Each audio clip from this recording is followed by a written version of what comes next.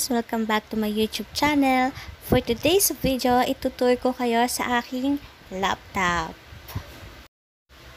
By the way, shoutout nga pala kay Ma'am Christine, Ma'am Mikay, at kay Ma'am Amy. Ayan na yung request nyo.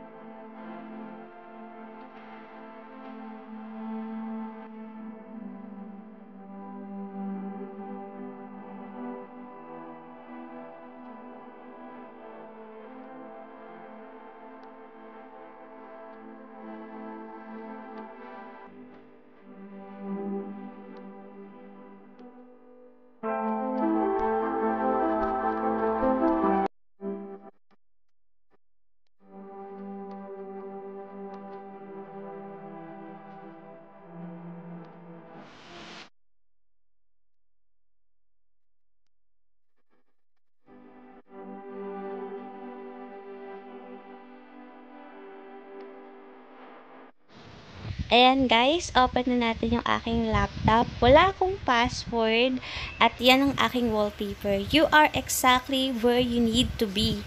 So this is a reminder na hindi mo kailangan ma-pressure, hindi mo kailangan magmadali sa buhay. Kasi kung nasan ka ngayon, dun ka talaga nilagay ni Lord.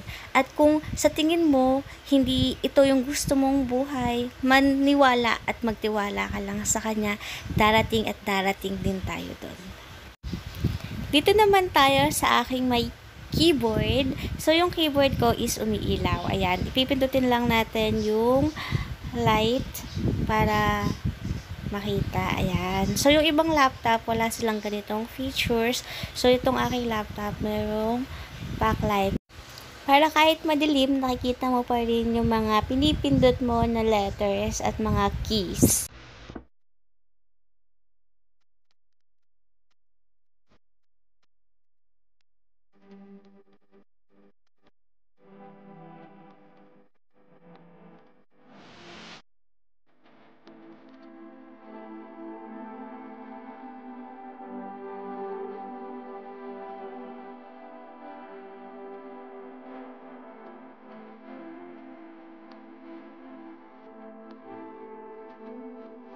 Ito naman yung aking home screen. Ayan, ang daming folder na nakalagay. Hindi pa ako nakakapaglinis ng aking home screen.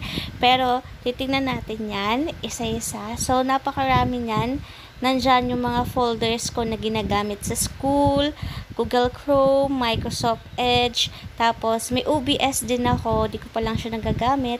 Tapos, yung mga installer ng printer na ginagamit namin sa school. Meron dyang Brother, meron ding Epson, at meron din akong application ng AutoCAD. So, kasi nag-AutoCAD din ako. Ayan naman yung aking taskbar. So, yung taskbar ko is kakaiba na siya. Nasa gitna na siya. Kasi, nag-update na from Windows 10 to Windows 11 yung aking laptop. So, ito naman yung aking mga notification. Nagpapa-update lang siya. I-clear na lang natin muna yung aking mga notification. I-share ko rin pala sa inyo na yung laptop ko is touch screen na siya. Ayan, try natin. Ayan, diba? Perform siya ng mga boxes. Ibig sabihin, touchscreen siya. So, ito naman yung aking mga nasa baba. Ayan, yung keyboard ko, may English Philippines, may English United States.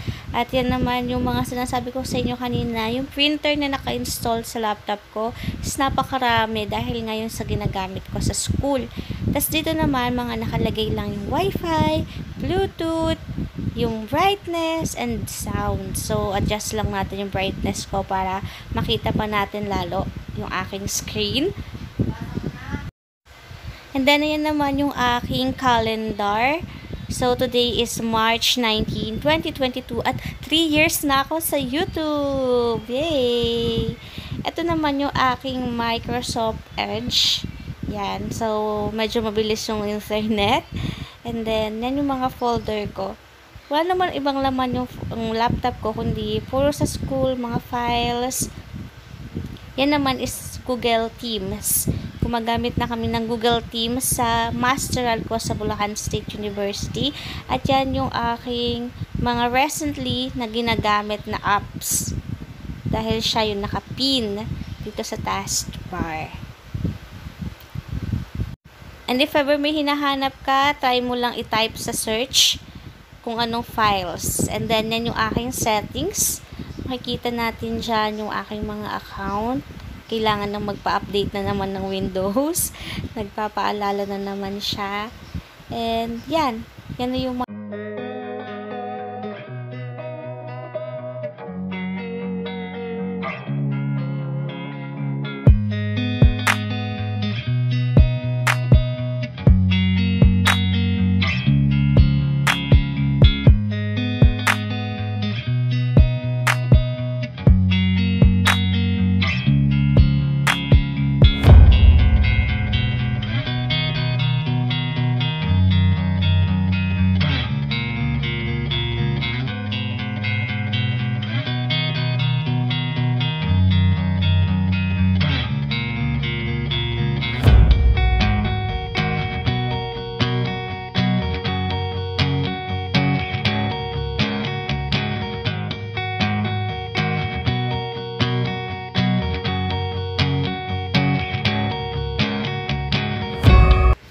i-share ko rin pala sa inyo na yung laptop ko is convertible. Ibig sabihin is na babaligtad siya. Yan, pakita ko sa inyo. Hirap na hirap pa akong mag-video. So, bear with my video skills. So, ayan. Na-plot ko na siya and then ibabaligtad ko lang siya.